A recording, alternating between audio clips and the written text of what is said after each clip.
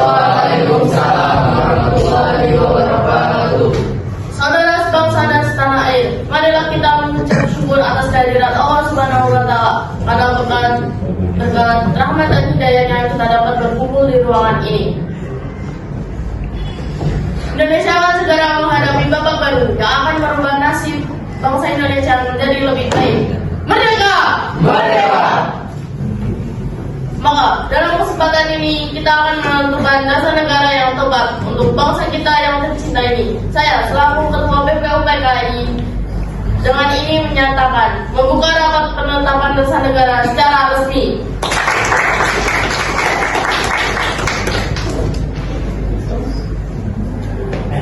Oke, jadi ini. Enggak dong, kan Indonesia itu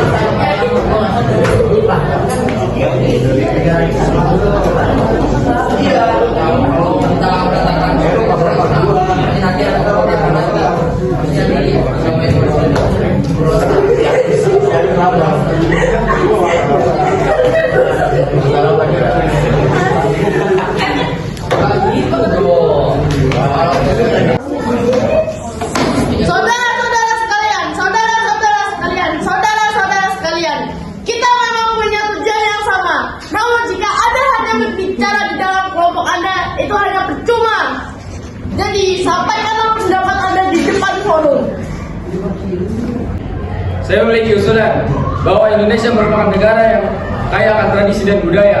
Jadi saya harapkan kita bisa mempunyai dasar negara yang bisa mewakili keberagaman di negara ini. Saya setuju dengan pendapat Agus Salim. Memang seharusnya Indonesia itu memiliki ideologi yang mampu persatukan seluruh pihak. Saudara-saudara, saya telah mendengarkan apa usulan. Saudara sekalian, saya telah menyebutkan apa dasar yang cocok untuk negara tercinta kita. Dalam sidang hari ini, saya mengajukan usulan mengenai dasar negara yang berwujud tulisan maupun bentuk lisan. Berikut rumusan secara lisan. Yang pertama, pri kebangsaan. Yang kedua, pri kemanusiaan. Yang ketiga, pri ketuhanan. Yang keempat, pri kerakyatan. Yang kelima, pri kesejahteraan rakyat.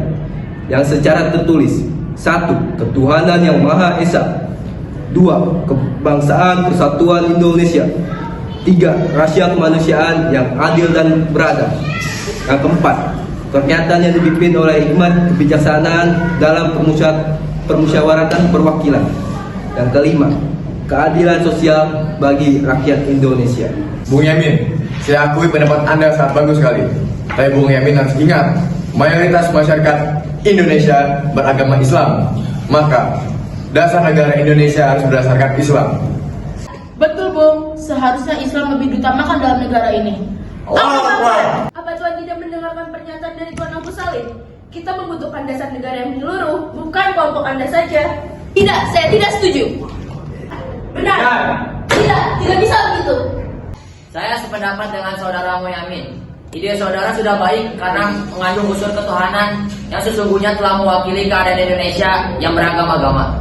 Saudara sebangsa dan setanah air, kita telah mengadakan rapat, namun kita belum menemukan titik terang di dalam usulan yang tepat.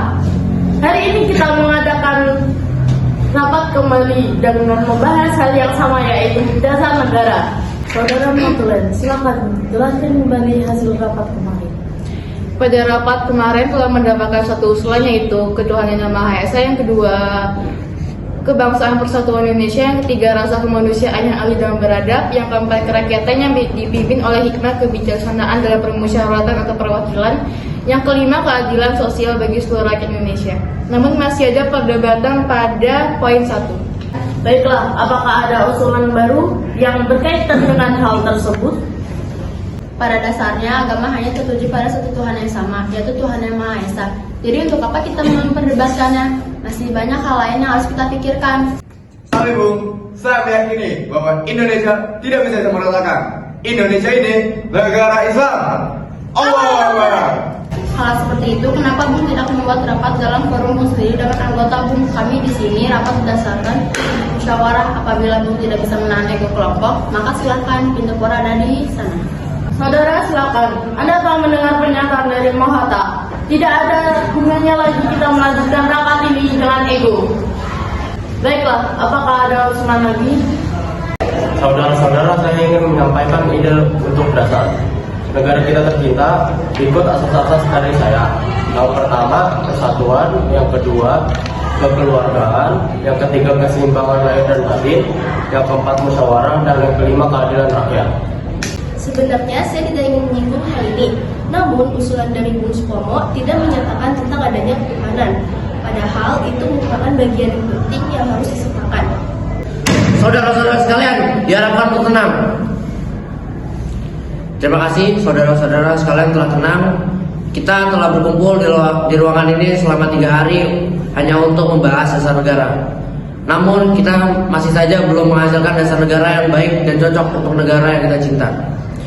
Setiap kelompok masih saja mementingkan untuk kepentingan golongannya pribadi, bukan untuk kepentingan umum. Kita tidak bisa seperti ini.